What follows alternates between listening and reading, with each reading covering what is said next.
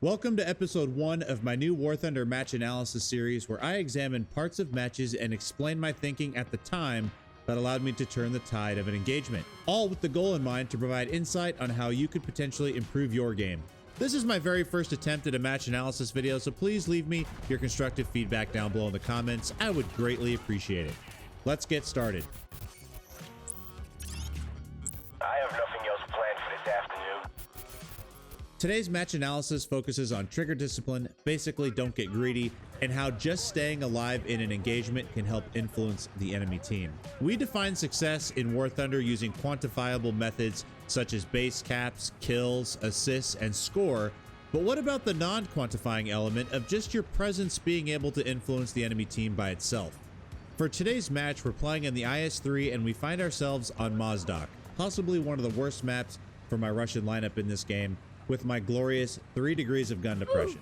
I know Mozdok is a player favorite map. I don't see any complaints about Mozdok anywhere on any sort of War Thunder forum. My only play, since I can't utilize any ridgelines, is to rush the B cap. And since we're fighting the US, if we let them get their turret armor and gun depression up on the B hill, they could really pin us back early in the match. Especially since we have Germany on our team, where German mains, once they get their hands on 88s and long 75s, feel the need to just sit back and snipe. So if we don't contest B, I didn't know if anyone else would. To my complete surprise, with all sarcasm intended, most of my team chose to snipe at C, which is okay for a little bit early game, which covers this whole area moving up to B, but it actually leaves the backside of B in this valley relatively uncontested. Our 2 teammates that went up here to the northwest could easily get outmatched if they get caught in transit. Upon reaching the B point, since we weren't fast enough to contest because of an M56, we now have the clock against us as well. I can hear multiple tanks to my 11 and 2 o'clock. All I'm thinking at this point is I can't lose my position. Retreat wasn't even an option, even though we probably could have safely.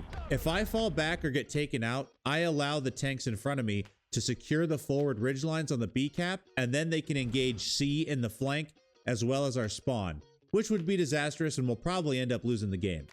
Plus, given my 20-second reload, the moment I shoot, I risk being pushed, so I decided my best course of action was to side scrape and make any attempt to push me almost impossible. But if they all came at once, I'd stand no chance, but given how people don't generally communicate in this game, I was willing to run that risk. Kinda hoping he'd make a mistake and drive out in front of me, but he didn't, which basically confirmed to me that he also knew I was here. The M47 and I kinda got into this stalemate, but he was engaging my teammates. I knew he wasn't pinging the map to give away my position, as his ally T-32 came up this hill and didn't once look in my direction. And given that tank can be a tough tank to dig out from being hulled down, I waited for a good angle on his turret and took him out. Now I just pray the M47 doesn't push. I had no idea in the moment that this M47 managed to sneak behind me, but given his presence there, I had a choice to make and not a lot of time to make it. I saw 3 options. Option 1, stay here and keep the M47 pinned and hope the Bulldog and other teammates take out the M46, but I risked the M46 reversing and shooting me in the back or side. Option 2 is push the M46 and secure the kill, but risk the M47 flanking me from the rear. I'm not confident the Bulldog knows where the M47 is no matter how many times I ping, so I'd be putting myself in a position where I'd have to trust my teammate.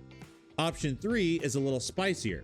Move towards the M46 and let the engine noise try and bait out the M47 while I use the speed of the IS-3 to swing around this building and get a side shot on the M47 while he's exposed. Now I run the risk of the M46 reversing and shooting me, but I'll get into why I don't think it's that big of a deal. I went with option 3. My reasoning because I saw the M46 on fire and figured he was putting it out or repairing, giving me a little bit of time to maneuver. Plus, I knew for a fact that the Bulldog knew the M46 was there, whereas he did not know where the M47 was, so if I could focus on the M47, that would be each of us focusing on a different target. We wouldn't be fixated on the same guy. If we got these 2 taken out, then we could potentially secure the B point.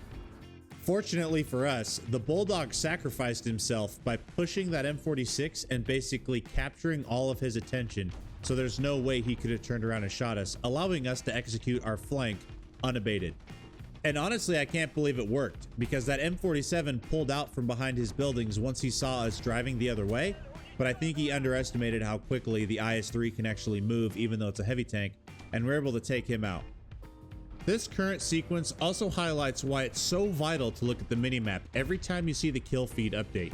Knowing where your teammates are being killed can help provide you clues on where the enemy is. Even with only 3 degrees of gun depression, I was able to eliminate the AMX M4 and T92 because they weren't aware their team lost the high ground. They had no idea that their teammates up on the hill got killed.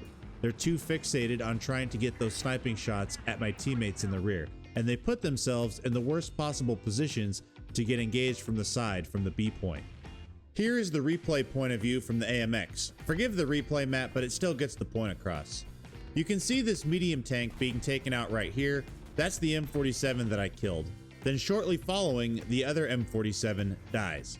Now, if I saw that on my minimap, given my knowledge of the layout of the B cap, I'd be safe to assume the enemies who took out my teammates would be very close, especially in the kill feed if I noticed the opposing player was in an IS-3. So let that be a teaching point to all of you. Every time you see the kill feed update, look at the minimap, that way you can potentially know where your enemies are. The best part about all of this is I still got my capture points. Even though my score wasn't super high with kills, I felt like my presence alone allowed my team to get into the game and take the initiative back from the opposing team. We still faced a few enemies on the backslope of B towards A. I didn't know what they were, so I chose to hide and wait for support. There's no way I could push American heavies over that ridge in an IS-3. Presumably because he didn't see me initially, one of them made a rush to decap the point and stop ticket loss. I thought my ambush was about to work until he stopped last second and saw me.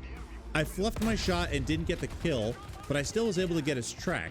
And based on where I tracked him in relation to the building I was hiding behind, I was in a really good side scraping position. So all I needed to do was just bounce a shell or two before my Tiger pal rolled up and got side shots. And after these two guys got taken out, we had B secured and it was all over from there. We took advantage of the Mozdok map design and got a nice triangular crossfire set up on their spawn area, which basically pinned them back, allowing me to skirt to A and then secure a few more kills. We sealed first place on our team with a score over 3,000, but I honestly think because we were able to provide so much of a presence at the B point at the start, that it ended up making up for my team's sluggish start overall. And I know it's easy to say that I was in an IS-3 in a down tier, but in this match and matchmaking, I did my job. I used my toughness and armor to secure the important position, allowing the rest of my team the flexibility to maneuver and create crossfires. When you're playing a very heavy tank and you get a down tier, it is your job to be the sponge. You need to be taking as much pressure as you can so the rest of your teammates, although they might act really weird and dumb sometimes, can do whatever they need to do. Thanks for watching today, everyone. If you enjoyed the video, please consider hitting the like and subscribe button and leave me your comments down below. Also, follow me on Twitch if you haven't done so already. We have a lot of fun over there. Link is in the description. Stay tuned, and I'll see you on the battlefield.